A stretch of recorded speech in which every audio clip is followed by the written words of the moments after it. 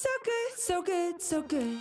New markdowns up to 70% off are at Nordstrom Rack stores now. Fresh kicks, spring tops, new dresses. There's always a score. I mean, the denim section is unreal. Why do I rack? All the dresses. I always find something amazing. Head to your Nordstrom Rack store to find can't-miss deals on all the spring things. Great brands, great prices. That's why you rack.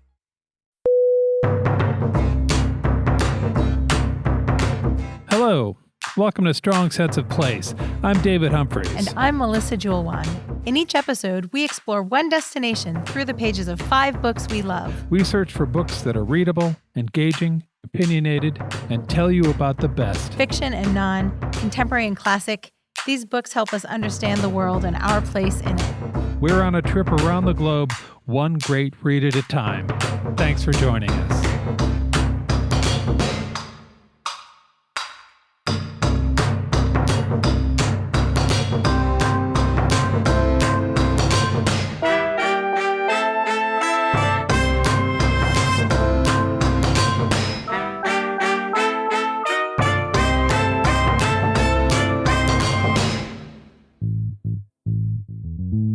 Welcome to Season 1, Episode 10 of Strong Sense of Place. Today, we get curious about Sweden.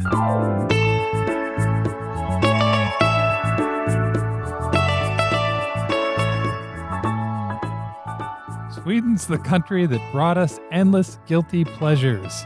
Things like ABBA and IKEA, Minecraft, H&M, and Candy Crush, but they also brought us Greta Thunberg and the Nobel Prize. We've been to Sweden. We have. We went to Stockholm last year to celebrate your birthday. That was really nice. We had that dinner at that Viking restaurant. We did. Where we drank mead. Yep.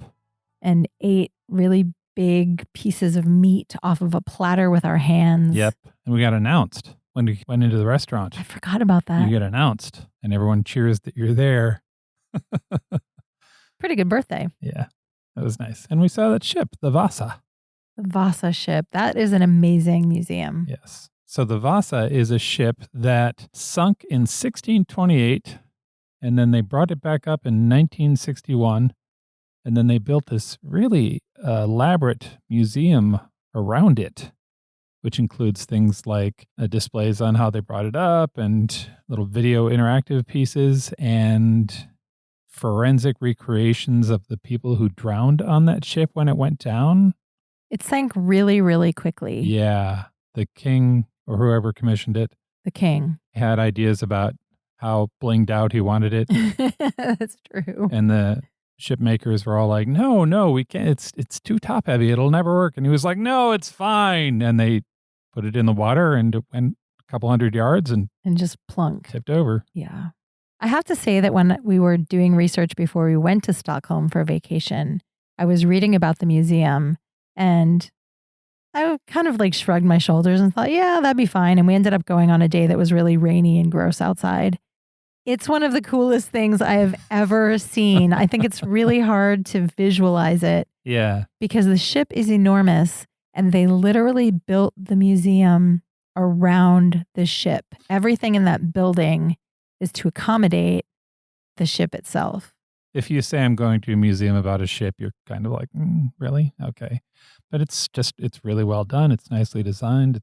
We'll put some links in show notes so that you can see video of the Vasa. Are you ready to give us the 101 on Sweden? I am.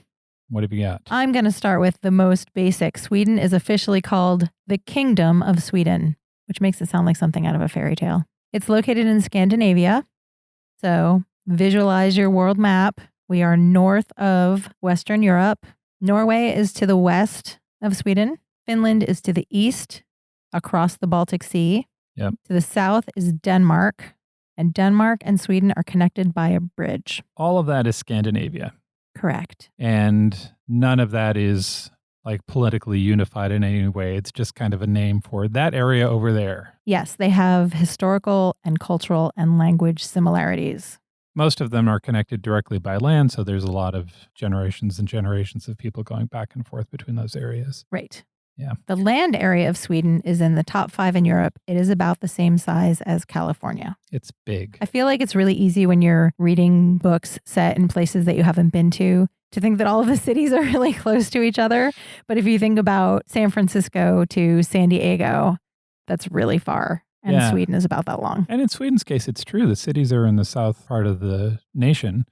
It's a little bit like Canada in that regard, where all the cities are southern, but then you've got miles and miles and miles of forest and tundra. Right, because the rest of it is covered with forest. 50% of Sweden is covered with forest. That's a lot of forest. There are also 100,000 lakes and 24,000 islands, give or take a few hundred, I guess. So it's a natural paradise. It is very outdoorsy, but I'm going to talk about the outdoorsiness when I discuss one of my books. Okay. It's a little scary. We'll get to it. Okay. Stockholm is the capital. Sure. But you may also have heard of Gothenburg, Yep. Malmo, and my favorite one to say, Uppsala. What's up, Sala? What's up, Sala? As of 2018, the population was 10 million people, and they have one of the highest standards of living in the world.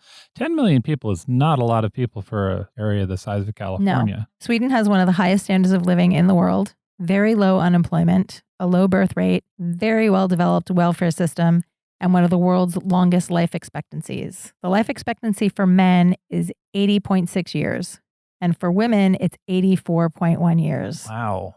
Yeah. And that's average. That's average. Right? It's really good. Swedish people also rank really highly on the happiness rankings that people have come up with. They tend to be content with their lot. I read that part of the reason people think Swedes are so happy and have such a long life expectancy is that there's a really strong sense of community. 91% of the Swedish population report that they, quote, know someone they could rely on in a time of need. That's nice, huh? Yeah, I think that would make you feel really secure and mentally and physically healthy. Yeah.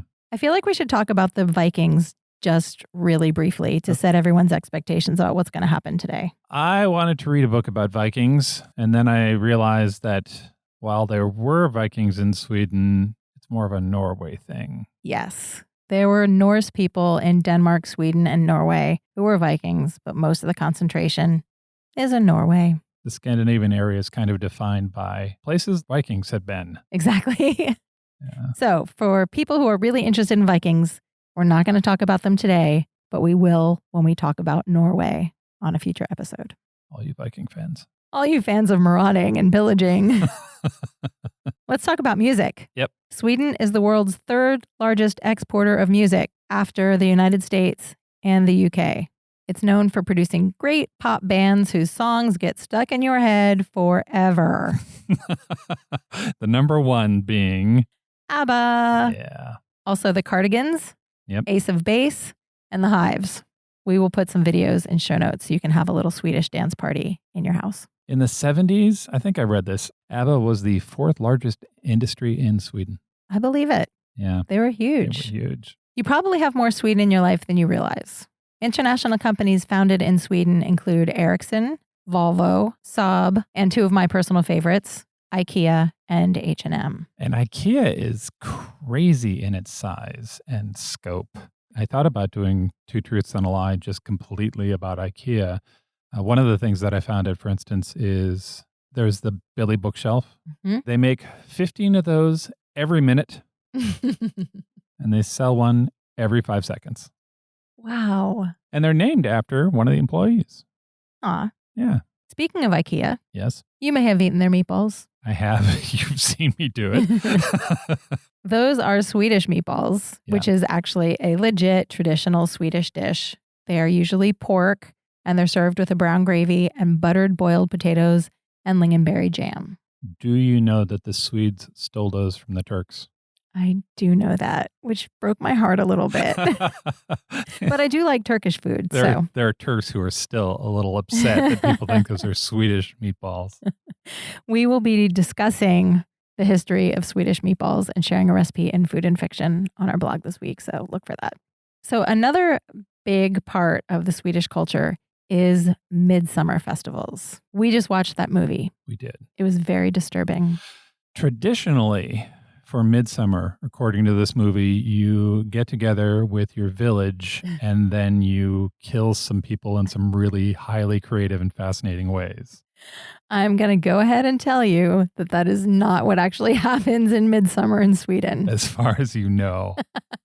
Midsummer in Sweden is a celebration of the longest day of the year when it is light for 24 hours because Swedes have to muscle through the months and months of darkness of the long winter. So far, this lines up with the movie 100%.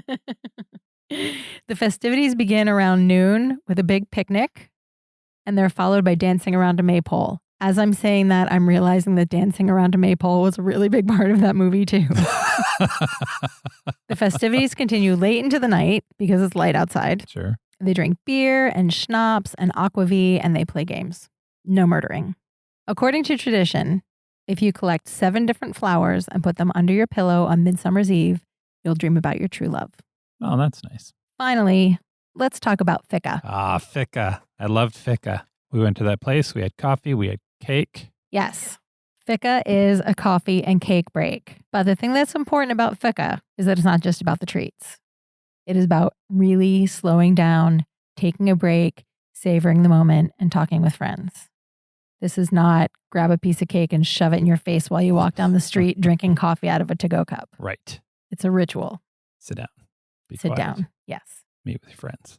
It's so good for mental well-being and productivity that in most offices, it is mandatory to give your staff a fika break. That's nice, huh? I really enjoyed the cardamom bun that I had at the bakery when we had fika. Also, that was a really pretty bakery. They had, we'll share some photos, but the bakery was small. It had big windows, so it was very light and airy inside.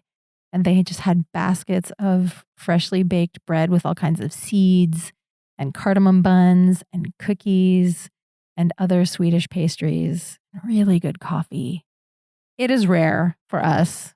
I don't know about you, audience. It is rare for us in the middle of a regular day to take a break and just sit down and have a little treat like that in the middle of everyday life. It was really, really nice. I think everyone should embrace fika. I think so too. Plus, cake. Are you ready for 2 truths and a lie? I am. Okay. So I'm going to present 3 statements. 2 of them are true. 1 of them is not. Mel does not know which one is true. First, we have to talk about the Ice Hotel. Do you know about the Ice Hotel? I mean, I know it exists. All right. So 200 kilometers above the Arctic Circle, there's a place called the Ice Hotel. The Ice Hotel is built from ice, from scratch, every year. And then it melts in the spring. And people go stay there. It has 60 rooms. The interior temperature can get as low as negative 22 Celsius or negative 8 Fahrenheit. Oh, that's quite chilly. Yes. I was like, 32 isn't so bad. Yeah, it's cold in there. And you sleep in all bundled up and all of that. You can get there in about 90 minutes from Stockholm by plane or 12 hours by train. Oh, I bet that's a really beautiful train ride. Yeah, I think so too. Oh, we should definitely do that. Yeah. Rooms are about $400 a night. So it's for one night. it's a little spendy. So the statement is the Ice Hotel is required to have fire alarms despite being made of frozen water. That's statement 1. Okay. Statement 2. That's a good one. It is illegal to vote for Donald Duck in national elections in Sweden. Is Donald Duck on the ballot? No, but he's written infrequently. And 3, a Swede got health benefits for being addicted to dance.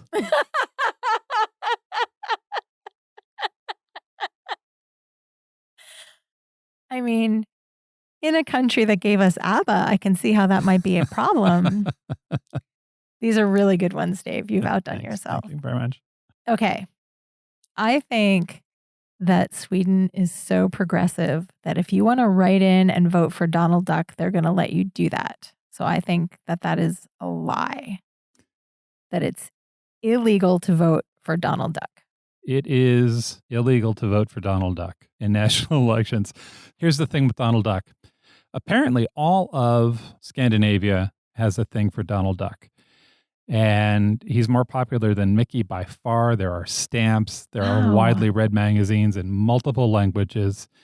And every year there's a Christmas special that's re-aired, and it's called Donald Duck and His Friends Celebrate Christmas, but in Swedish. The segments include Ferdinand the Bull and a short with Chip and Dale and a segment from Lady and the Tramp and a sneak preview of a coming Disney movie, and then it all ends with Jiminy Cricket performing When You Wish Upon a Star. Oh, And that's they have really showed nice. that every year for basically as long as anyone can remember, and everyone watches it. It's a thing. So that's had the side effect of when people are placing protest votes, they frequently write in Donald Duck as the candidate of choice. In a 20-year span, Donald has won enough votes to be, in theory, Sweden's 9th most popular political organization. But because of that, in 2006, Sweden prohibited voting for non-existent candidates.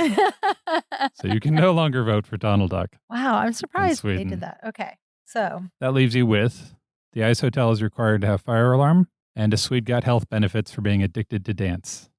okay, I'm going to say it's true that the ice hotel. Why would an ice hotel have a fire alarm? I feel like an idiot. Yes, someone got treatment for being addicted to dance. Let's talk about Sweden's social care because it is astonishing. Now, keep in mind that to do this, they pay a pretty high tax, and it's something like an average is ought to be about 50%, but it's progressive. So the more 50% of their income. Yes, but they have Social Security, affordable health care, 5 weeks of paid annual leave, just guaranteed. So 5 weeks vacation, everybody. They have a really interesting maternity stay where they get something like 430 days off that they can split between the husband and wife as they would like to. A stay at the hospital for one night costs about $10. No, it doesn't. $10. And prescription drugs have an annual cap, so you cannot spend more than this of $210. Wow, that's really great. Yeah. So as a result, a lot of people take advantage of the system. They also have a free education, so you can stay in college as long as you want. People get loans for room and board during that period, but those loans are on a 50-year payback. So basically you have the rest of your life to pay it back. To get to this, though, so a Swede did not get health benefits for being addicted to dance. Okay. But a Swede did get health benefits for being addicted to heavy metal. No. Yeah. There's a guy who claimed that he was addicted to heavy metal. He goes to about 300 concerts a year, and he finally got a few psychiatrists to say, yeah, fine, you're addicted to heavy metal, and the state supports him for about $155 a month to live his lifestyle. They also gave him a document that says, basically, this guy is addicted to heavy metal, and if you hire him, you should be aware that he's going to dress in heavy metal garb, he's going to listen to heavy metal, and he's going to probably flake and go off and see concerts every once in a while. And he got a job as a dishwasher. Rock out, dude. Yeah. So that means the ice hotel must have fire alarms. Yeah, that's what the local law says. If you have a building, you have to have a fire alarm. So they put a fire alarm in the ice hotel, and it went off once. It went off because somebody was smoking in a closet. Because it's so much warmer inside the ice hotel than going outside to smoke. I guess you're protected from the wind. My takeaway from all of this is that I need to go to the ice hotel. I agree. I feel that's like where I've landed after all of this. I think that's true. With some cardamom buns. Are you ready to talk about books? I am ready to talk about books. Let's do it. I wasn't sure if I should talk about this book because I feel like it's kind of a classic and maybe everyone has read it already. But I like to hear people talk about books that I've already read, so I thought I would go for it. Yeah. It is The Girl with the Dragon Tattoo by Yes. Stig Larsson. I feel like we have Stig Larsson to thank for Nordic noir kind of dominating publishing for a while. This book came out in 2005 and it sold like crazy pants. And it is definitely one of my favorite dark murdery novels that I've ever read. Here's why I love this book. Number one, it's set on an island. It's on a fictional island called Hedeby. People have theorized that this is based on an island north of Stockholm. So we've got an isolated setting, which I love. And it combines the tropes of a manor house murder mystery with a political thriller, a deeply, deeply screwed up family saga, and a character study of not one, but two anti-heroes. I mean, it's as if someone designed a novel specifically to appeal to me. And apparently you're not alone on that. As if that wasn't enough, it's also set in the 1990s, but it has plot threads that reach back to the 1960s and World War II. So we get a little bit of historical context as well. Yep. This is literally everything that I love. And Elizabeth Sander is one of the great characters of modern fiction. Elizabeth Sander is a heroine for the ages. The thing that I love about her in the book that I don't think comes across as well in the movies is that she is just all contradictions. She's tattooed and she's punk rock and she wears scary eyeliner and a leather jacket and she can defend herself physically, but she's also vulnerable and squishy on the inside. And ultimately, what she wants more than anything is to find somebody that she can trust and to love. Right. So she's a really powerful character, but we're getting ahead of ourselves a little bit. Okay. So let's roll back to where the story starts. Okay. And I have to say first that even though Lisbeth is a standout, the most important character in this book is the island and Sweden itself. It's cold. It's bleak. It's kind of sinister and foreboding. In my notes, I wrote, violent, barren landscape, like the family, ? Right. It's such a rich setting and has influenced these characters so much. This book really could not be set anywhere else. One critic said, "Do the Swedes ever murder somebody in the summer?" That was good. Okay, so we got this very vivid setting against which the story plays out. When the novel opens, we meet our first hero, anti-hero, Michal. He is a journalist and he has just lost a libel case and he's going to have to go to jail for 3 months. This is a very successful journalist and now he's going to jail. Not a good day for him. It's worth noting that Stig Larsson was also a journalist in Stockholm in real life. He covered socialist politics and he also did a bunch of research on right-wing extremism. So through his character of Michal, we get a lot of inside details about what it's like to be a journalist and what the politics of Sweden are like. So Michal is kind of at loose ends. Like, he knows he's going to jail. He's not sure when he's going to be called to go, and he's going to be there for 3 months. So what do you do when you can't go to work, but you know you're going to go to jail soon? And at just the right moment, he's offered a very suspicious lifeline by a man named Henrik Vanger. He is the patriarch of one of Sweden's wealthiest families. Decades ago, Vanger's niece, who he absolutely adored, disappeared on a summer day. They don't know what happened to her. And he wants Michal to use his investigative skills to figure out what happened to his niece. So this is a cold, cold case. Yeah. It's the 1990s. This happened in the 60s. So the first thing that Michal realizes he needs to do is interview all of the Vanger siblings who were on the island that day. They were all there for this big family get-together. And he gets to know them, and they are terrible. In what way are they horrible? They're all really intelligent, like almost too smart for their own good. And they're really tricky, and they're all hiding things. And you don't know if they're hiding things that have to do with the kidnapping or hiding things that have to do with other things that they've been up to. So they all tell inconsistent stories, and they're all really kind of damaged. They're so wealthy, and they've lived so isolated from regular people that they kind of lost the thread of what the rest of the world is like. Yeah. They're super privileged. They have everything they could ever want or need, and they don't seem to like each other very much.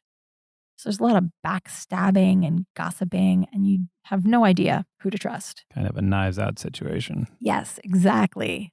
That's the setup. And then through a series of circumstances that I'm not going to ruin, Michal teams up with Lisbeth, who we have already mentioned. In addition to being a really interesting character as a human, she's also a super hacker. Yeah. So she really knows her way around digging into people's histories. Yeah. So they team up. And as they're digging into the past, they also are putting themselves into super dangerous situations, which is really fun to read about, but would not be so fun to participate in. Yeah. I mean, if this is your kind of thing, if you like a dark psychological murder mystery where people are digging around in the past and then it's getting them into trouble in the present, this is your thing. Like it's really, really dark, but it is not without hope. And there are some really tender moments between the characters. Everyone in this novel is really complex, and that leads to super interesting, like just small moments of conversation and then really big life-threatening drama. So this book is one of how many books? So the original series was supposed to be 10. Stig Larsson had a plan to write 10 books, but he died in 2004 after writing only 3 of them. Yeah. And then they weren't published until after his death. The first one was published in 2005. They were wildly successful. Yeah. Like, it makes me a little sad that he doesn't know how much people love these books. Right. I remember that he did not live to see Yeah. the publication of even the first book. Exactly. And so the result. Yes. So 10 years after the first one was published in 2015, they had sold 80 million copies worldwide. Wow. And there are still new ones coming out. In 2013, the publisher hired another crime journalist to continue the series. So there have been 3 more since then. And the reviews are actually really good. Oh, yeah? So if you fall in love with Michael and Lisbeth the way I did, you can read the first 3 that Stig Larsson read. And they are a very satisfying trilogy. And then the story continues in the 3 most recent ones. Do you know if he left the notes for the other 7? I believe that there were extensive notes for the whole arc of the series in his desk when he died. Oh. Yeah, that in itself is a really interesting story. And a book came out, I believe in 2019, that kind of tells Stig Larsson's story and the development of these books and his career as a journalist and how they led into the novels. So we'll put a link to that in show notes. That's cool. I, for one, am very grateful that he was able to write the first 3 books and get Lisbeth Salander out into the world, because she's just such a cool character. Yeah. And if you've only seen the movie, I urge you to read the book, because she has so much more nuance on the page. And I feel like she's great in the movies because she really kicks ass, but she's almost a little like cartoony version of what punk rock is. And on the page, she's just so much more complex and elicits, I think, so much more empathy as a character. To summarize my love affair with this book, Yes. it has tons of atmosphere. There are really interesting insider details about the world of magazine publishing and journalism and politics and hacking, but it all is woven into the story in a way that's integral to the plot. It's not just plopped on top to add detail to show that the author knows what he's talking about. It's woven into the story really well. Right. And this is a very, very rich world with the weather and the history of Sweden feeding into the story. So I 100% loved it. That is The Girl with the Dragon Tattoo by Stig Larsson. What's your first book? My first book is The Ice Princess by Camilla Lackberg. I like that title. It is a good title. The book starts with a body. There's a beautiful woman, and she's apparently slit her wrists in her bathtub, and the tub has frozen over. Whoa, she's the Ice Princess. Yeah, the title pays off both in the corpse as well as her character. This is Camilla Lackberg? Yeah. Yeah, people love these books. Yes. I haven't read any of them yet. I'm excited to hear you talk about it. So that scene is described from the perspective of perhaps her killer, definitely a man. And whoever he is, he reaches out to touch her, and then there are these 2 lines. The blood on her wrists had congealed long ago. His love for her had never been stronger. That is so creepy. And I feel like the rest of the book sort of explores that image, right? Who are these people, and why is she dead? And why does he love her so much even now? And how did he come to see her? And like, there's no urgency about it either, right? It's not like you would find somebody you love in a tub and be like, Right. oh my God, there's none of that in that scene. The book is set in a small coastal town of Fjällbacka, which is a real town that the writer grew up in. Oh, wow. Yeah, about 900 people live there year round. I wonder how they felt about Camilla Lackberg setting the book in their hometown. So there's a whole series of these books, and there were movies made out of them, and collectively they're known as the Fjällbacka murders. Wow. When your town becomes infamous. So about 900 people live there permanently. It's a fishing village, but mostly it's a summer tourist resort. I was surprised when I looked it up at how pretty the town is. The book paints it as just claustrophobic and a little dark and noirish. But if you look at the pictures, it's like, oh, that's a really lovely little fishing village. Fjellback, it feels very noir in the book, and everybody has a secret and everyone's sort of in on everybody else's business. Most of the book is told from the perspective of a woman who has moved away. Her name's Erica. She lives in Stockholm. She's a biographer. She's returned to the town because her parents died in a car accident. And she has to sort through her things and manage her relationship with her sister during... There's just tragedies happening all over the place. Yes. Erica had been childhood friends with the deceased woman, but they'd grown apart. The other investigator in the story is a local detective, Patrick, and together, Erica and Patrick root out some complicated truths about the woman who died in the town's past. They also get a relationship going through the book. Oh. Yep, which is one of the things that I enjoyed most about it. One of the things that I liked about this book is that you never get a complete picture of the woman who died. You get shards of the truth. You see her from different perspectives of different people, but you never really meet her, which feels true somehow, right? After somebody dies, you don't really ever get them. Right. You just get the ghost of them. And particularly in this instance, she is distant from seemingly everybody. And so that's kind of reinforces the story. The book has a strong sense of the Swedish coast, and the story is set in winter because Swedes murder people in winter. We discussed that. So the cold, long, dark nights in the snow kind of add to the story's mood. The writer is on her second career. She started as an economist, and she took a course in creative writing, and that went really well for her. I love stories like that. It's like Amor Tolls used to work in finance. Yeah. This is the first in a series. Her novels have all been #1 bestsellers in Sweden, and she's the most profitable native author in Swedish history. Good for her. According to her bio.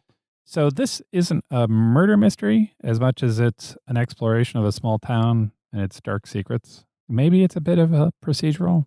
If you're the kind of person who enjoys figuring out who did it, you won't really find that here. Sometimes the reader has more information than the investigators. Sometimes the investigators have information the reader doesn't have yet for the sake of drama. But if you enjoy a book where you're poking around in the dark secrets of a small town, Yes. and something that'll give you a small Swedish fishing village in winter, this is definitely your book. It sounds like I would like that a lot because I don't think usually I really care about who did it. I'm much more interested in the why and the secrets that come out about people's behavior that don't have anything to do with the murder, but they're doing suspicious things. So you find out what they've been up to. Yeah. That's my favorite There's part. a lot of that. There's a whole lot of that. That sounds awesome. Yeah, it's a fun read. My second book is completely different. Okay. It's a historical novel set in 18th century Stockholm. Ooh, less murder. Less murder. Mm-hmm. It's called The Stockholm Octavo by Karen Engelman, and it's a historical novel set in 18th century Stockholm. There's a little bit of a backstory with me and this book. I've had this book since it was published in 2012. And the first time I started to read it, I think I only made it to maybe chapter 2. Oh. And I was really disappointed because it seemed like the kind of thing that I would really love. But I set it aside.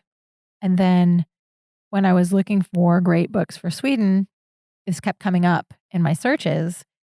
And I kind of remembered that it hadn't stuck with me the last time, but I decided to give it another try. And I'm so glad that I did because I really, really enjoyed it. And I feel like that's just more evidence for my belief that is the right book finds you at the right time. Yeah. So I will say, however, this book is a little bit of a slow burn. It kind of gradually reveals what kind of book it is. You know what I mean? Yeah. How sometimes you're reading a book and you don't really know what kind of book it is yet. Yeah. I like that when that happens. That's usually not my thing, but I was really into this one. Okay. So there's a lot of detail in this novel about court intrigue and political backstabbing and double crossing and how absolutely like dastardly things can be going on under the surface while everyone is being very, very polite when they're face to face. And the plot turns on the Stockholm octavo, which is a spread of cards. They're kind of like fortune-telling cards. They're not quite tarot, but they're fortune-telling cards. And our hero is named Emil, and he's kind of a jerk in the beginning. He's a bureaucrat in the Office of Customs and Excise, and he drinks and he plays cards, and he's really reveling in being a bachelor. But deep down, he also kind of wants to find true love. In 18th century Stockholm. Yes, Mhm. 1791. So one night, he goes to the gaming parlor that's owned by Sophia Sparrow, such a good name, Yeah. and she lays out the octavo to tell him his fortune. And the rest of the story explores how his quest for true love intersects with what's happening in the court of Gustav III of Sweden. So for those of us who are a little sketch on our Swedish history, do I need to know about the court of Gustav III? You do not. Okay. I am myself not a Swedish historian. Yeah. So I was not very familiar with what was happening during the reign of Gustav III. I did, when I got into the book and his name kept coming up, I did do a little Google and read the Wikipedia page, and that was plenty to just have context for what was happening. Okay. But since we're here and we're talking about him, he was a king during the Enlightenment, and he was really forward thinking. This is cool. He abolished torture. Good. He granted freedom of the press. Uh-huh. He advocated for religious tolerance. He promoted free trade, and he strengthened the Navy. These all sound like very good things to me. Those do, yeah. But here's the problem. Okay. He was very divisive because a lot of his reforms took power away from the nobility and gave respect to regular The citizens. populist. So there were some people who didn't like what he was doing. Mm. That's the backdrop for what's happening with Emil. So Emil and Mrs. Sparrow kind of get caught up in some intrigue. And I don't want to give too much away because, as I said, the story kind of slowly unwinds as you're reading it. You don't really know where it's going or what's going to happen. And that is really part of the fun of this book. But if I was going to summarize it in a snappy way, I would say it's like Dangerous Liaisons, but without the blatant sexiness. Court intrigue and Yeah. romance and seduction for the sake of seduction. Yes. Mm-hmm. And you're not quite sure who to trust. It's really fun. Things that I loved about reading this book. Number one, Sophia Sparrow lays out the octavo of the cards. And as time goes on, more cards are added to it and it changes and its meaning changes. Throughout the book, there are diagrams of the layout of the cards. Oh, nice. So that's really fun to Yeah. have that kind of tangible experience and see as she and Emil do things, it influences the cards and vice versa. Mm-hmm. Second, there is a whole thing about the language of hand fans. Do you know about this? Of course. Really? Back in my ancestral home of Cincinnati, we used hand fans for communication all the time. Don't be absurd. How are you supposed to tell somebody you want to go to the United Dairy Farmers with them if you can't use a hand fan? Okay, but you at least know what I'm talking about. I literally had no idea this was a thing. It made me feel really dumb, but then I was also really excited to learn something new. Okay, why would you know that? Okay, so hand fans were like a really big deal Yeah. from the 17th to like 19th century. They were handmade from silk and they were decorated with scenes from books and from nature, and there were jewels and pearls and sequins, and they were a status symbol because you would hold it in front of your face and people could see it's made from the finest silk. And they knew who the different fan makers were and who the most luxurious fan makers were. I mean, it was like a whole thing. Almost like purses now. Yeah. Yeah. Like the really important like Birkin bag. Yeah. Anyway, they were not just beautiful accessories. They were used for society ladies to communicate, particularly with men, in a way that was secret, but it couldn't have been that secret because everybody knew the language. Yeah. So there was even a fan that was printed with very, very small type that told ladies how to communicate when they were using it. But in the book, there's a character who teaches classes on how to use your fan properly. So for example, You could spell things out. You could take your fan and hold it in your left hand and touch your right arm. And that meant you were indicating a letter from A to E. And if you did the opposite, it was a letter from F through K, and so on. Mm-hmm. There were different things you could do to literally spell out words. But there were also symbols. So you could take the fan and place it near your heart, and that means you've won my love. So like American Sign Language, you could have symbols that mean a phrase, or you Right. can have individual letters. Exactly. So all of this fan stuff plays a really big part in the book, and it was really, really fun. Would it surprise you to know there are a lot of links on the internet talking about fan communication? I will put some of them in show notes. It would not. There's a lot of good stuff out Yeah. there.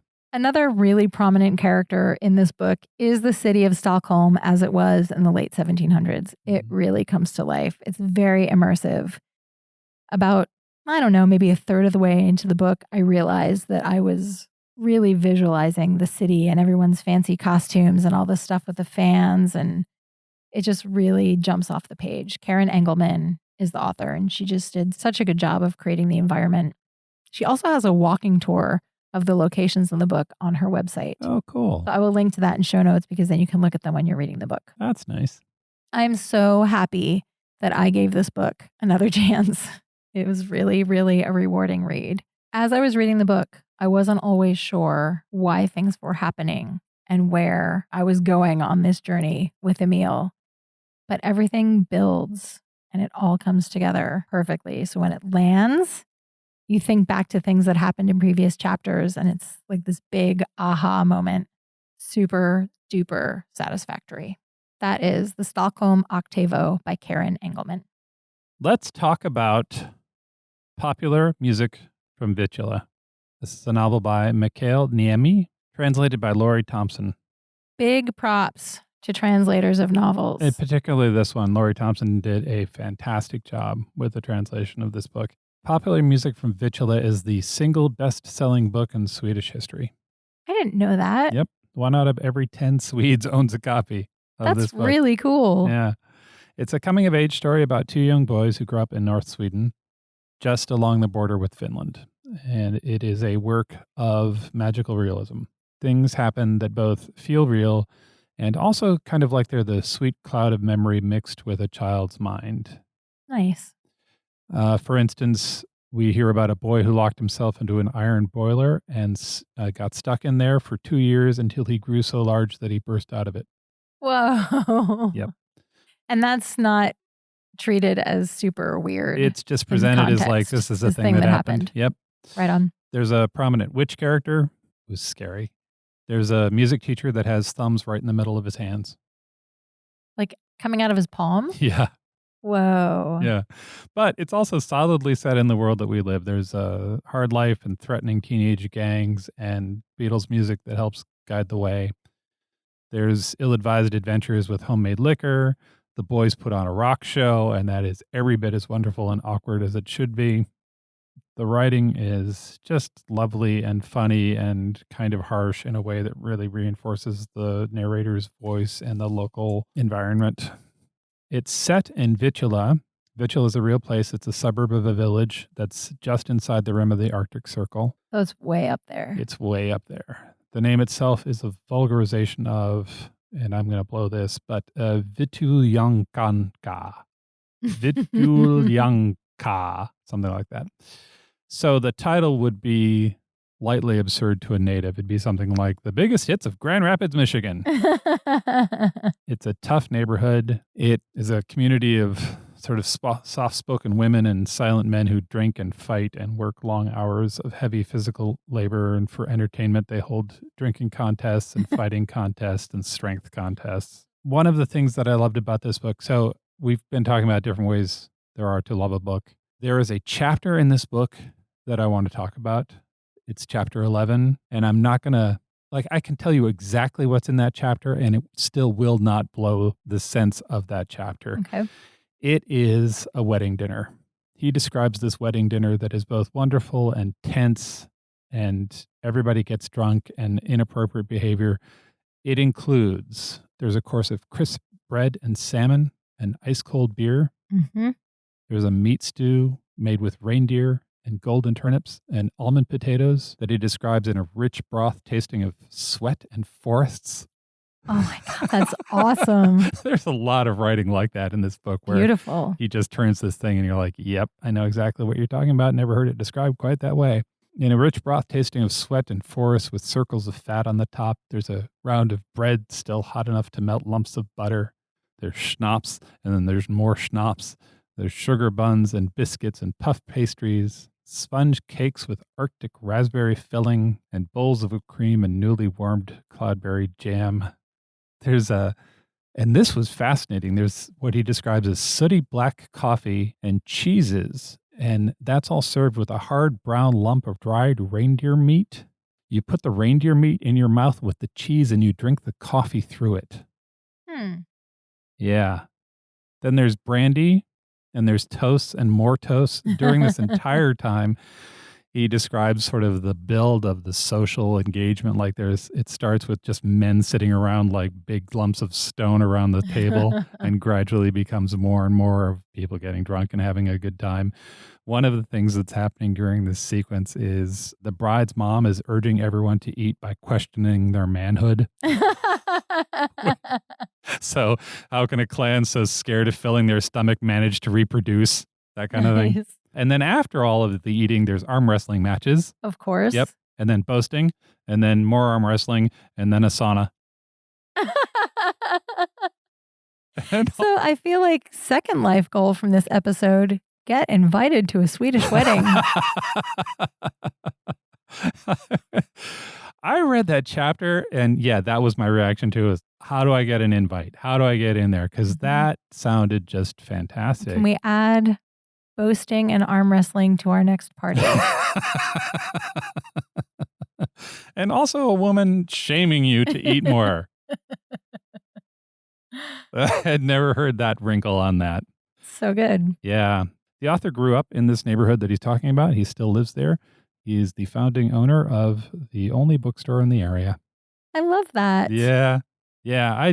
I highly recommend this book. I love this book. It's Popular Music from Vittula by Mikhail Niemi and translated by Laurie Thompson. My last book is new. It's called Black River by Will Dean. And it's a crime novel, but instead of featuring a traditional detective or police officer, our heroine is a nosy journalist. Okay. Her name is Tuva Moodysson, Mm-hmm. and she's deaf and she uses hearing aids.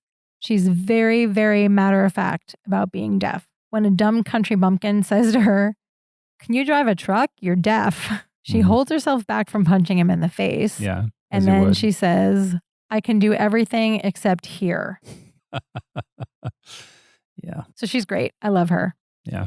She's very, very nosy because she's a journalist. And because she's not a cop, she can go places and do things that the cops can't do. So basically, if she can get people to tell her things, she wins. And she's really good at wheedling stuff out of people. But that also means that she has zero protection because she's not a cop. She doesn't have the police force behind her. So she walks willingly into dangerous situations all the time. Sounds really stressful.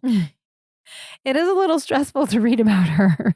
She knows someone is angry at her, so she just confronts them with what she knows to see what they'll do. So, most aggressive, over-the-top detective ever. She's trying to get to the truth. Yeah. Most of the action takes place in a fictional town called Gavrik. And the town is made up, but it's located in a real region of Sweden called Värmland. This is along the western border with Norway. And in real life, it looks completely idyllic. It's very green. There are lots of lakes. It's the kind of place where you imagine everybody's super outdoorsy and really, really healthy, picks up goats and carries them over their heads and stuff. Sure. But in this book, the little towns of Gavrik and the towns around it, they're bordered by this very dense, very spooky forest called Utgard. And basically, Utgard is a main character in this story and the other books in the series.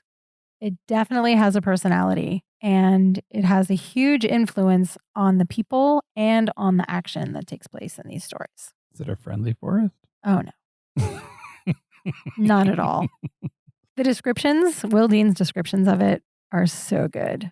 Like it's dark, dark in there in the middle of the day. And it stretches for miles and miles and miles. So when Tuva is driving, it's her constant companion. The forest is just there. Yeah. So I good. hadn't thought about the claustrophobia of a forest during a 2-month blackout. In the ice hotel up in that town, Yeah. they have darkness for, I think it's 4 weeks, totally. And then they also have light for 2 months in the winter, just light 24 hours. When the story opens, Tuva's best friend has gone missing. Her name is Tammy, and even though she's Swedish, she was born in Sweden, as Tuva insists over and over. Tammy's parents are Thai. And so that leads to some racism that the author handles really well, because it's not over the top name calling kind of racism. It's the kind of casual, really prevalent, people maybe don't even realize that they're doing it kind of racism that's so damaging. And so Tammy is missing, and that racism kind of plays a part in how people react to her being missing.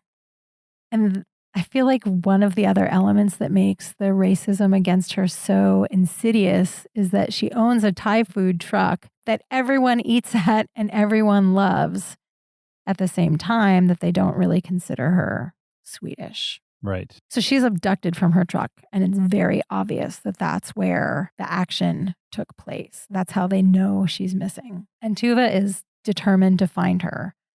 So she makes it her mission to lead the search effort and kind of keep egging on the police to find her best friend. And on her way to figuring out where Tammy is and whether she's alive or dead, because they just don't even know, Tuva runs into a bunch of very, very shady and very entertaining characters.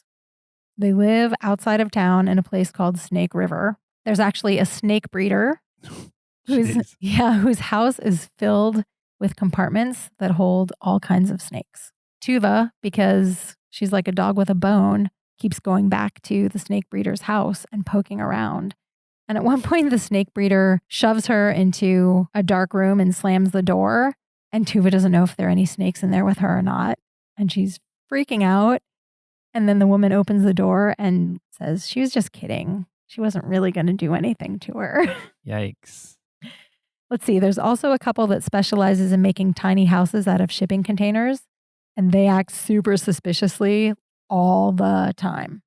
There's a dude who sells auto parts on eBay as a living, but maybe he's also dealing in something else too. We don't know what that is. There's just this inkling that he's maybe up to something. And then there's also a shoe salesman who takes his work very seriously. And I don't want to give away what that means, but he's a weirdo. So Tuva's kind of like poking them with sticks. She goes to see them multiple times.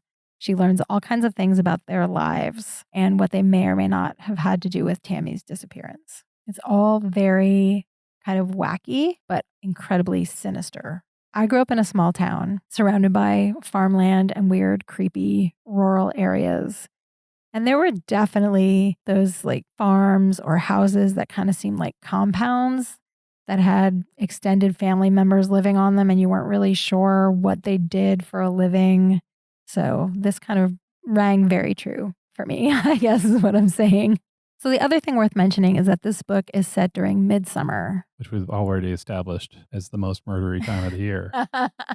And more accurately, a very big celebration in the lives of Swedes. Right. So it's the longest. There's this really cool tension that Will Dean sets up with his story, because it's this big holiday and people are having their picnics and dancing around the maypole. And at the same time, there are search parties looking for Tammy, and Tuva is just distraught because her best friend is missing. So there's this awesome dichotomy between the experience that most people are having and then this really dark thing that's happening simultaneously. It's really good. During the physical search for Tammy, Tuva has to spend a lot of time in that forest that I told you about. And the descriptions are really visceral. It's dark in there, even in the middle of the day. And the trees are overwhelming. They're really tight together. And there's animals skittering through the brush. And then the insects. The descriptions of the mosquitoes and the ticks made me never want to go outside again, ever. And everyone there is used to it. It's just part of life. Pick the ticks off the kids before they go swimming kind of thing. Yeah. It really was a lot, but in such a good way.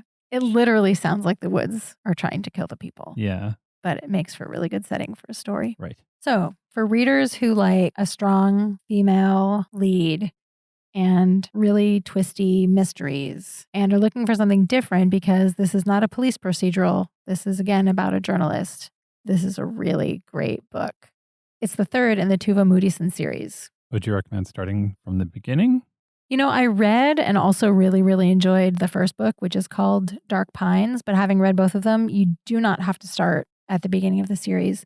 Will Dean does a really good job of catching you up on Tuva's back history so that when you're reading the third book, you know who everyone is very easily and you know what she's been through before. But if you wanted to read a 3-book arc, the other ones are really, really good too. So you can't go wrong either way. All right. That is Black River by Will Dean and also Dark Pines by Will Dean.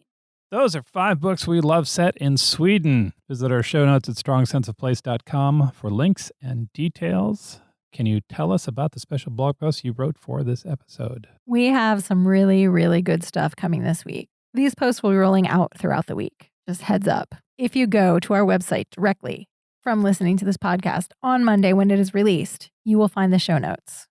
But through the rest of the week, we'll be sharing these posts. Okay. When we were in Stockholm, we went to the National Library of Sweden, which is a really cool library that's open to the public with a really sweet cafe. Yes. But the thing that drove us to go to the library is a book called The Devil's Bible. There will be a blog post about The Devil's Bible on our blog very soon. It is a really cool story. It's an amazing book. The legend is that a monk wrote the Bible overnight to prevent the devil from taking his soul. Yes, he illuminated an entire manuscript. And it's 1,200 pages or something. And it's huge. The book itself is about a yard tall. And has a very memorable illustration of the devil in it. We'll put a picture in show notes so that you can see it right now, but there will be a whole blog post about it soon. Yeah. We've also got a Swedish meatballs recipe coming. Good. Because you have to. It's required. We'll also have photos from our fika experience at the bakery. Yeah. And there are many wonderful English language bookshops in Stockholm. So we will share some photos and information about those. Stockholm is a really wonderful place for readers. Stockholm is a lovely city in general. I found it really, really nice. I really liked the design of it, and it felt comfortable and chic and friendly. Not murdery. Not as murdery as this podcast might lead you to believe. Thank you for listening to Strong Sense of Place. For more on Sweden, including the books we discussed today, more book recommendations, and literary landmarks, visit our website at strongsenseofplace.com. I want to take a moment to plug our newsletter. I write a newsletter every Friday that is a recap of what's been happening on our blog, as well as a letter from me about what's on my mind, about books and travel and other good things that we love. The thing that's really great about signing up for our newsletter is that it means you also get our free 2020 reading atlas, which is packed with beautiful travel photos and recommendations for books that will take you around the world, as well as audiobooks with a strong sense of place and some of our favorite book series. When you sign up for our newsletter, you get the reading atlas for free. Please also follow us on Instagram for photos and illustrations and short book reviews and other things we love. We are at Strong Sense of. If you enjoyed the podcast, please rate it, review it, and most especially tell somebody else. And if you've already told someone else, thank you very much. And thank you to you for listening. This is our 10th episode. We're so happy to have made it to the double digits. It's true. Hooray. We're so glad to have you along with us. Also, don't forget to subscribe so you never miss an episode. Mel, where are we going on our next show? We're getting curious about the tropical paradise and somewhat dicey historical background of Cuba. Thanks so much for listening. We'll talk to you then.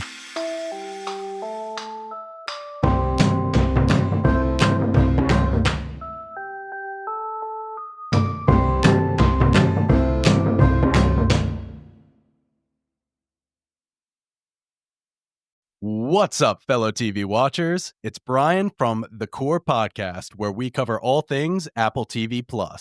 We are wrapping up our recaps of Emmy favorite Severance, but 2025 on Apple TV Plus is just getting started. In April and May, The Core is recapping Seth Rogen's new Hollywood satire, The Studio, and Jon Hamm's dark comedy, Your Friends and Neighbors. We'll also be recapping the first 2 seasons of Apple's sci-fi thriller, Foundation, heading into the 3rd season of that later this year. Search for The Core, all things Apple TV Plus, on Apple Podcasts, Spotify, and YouTube.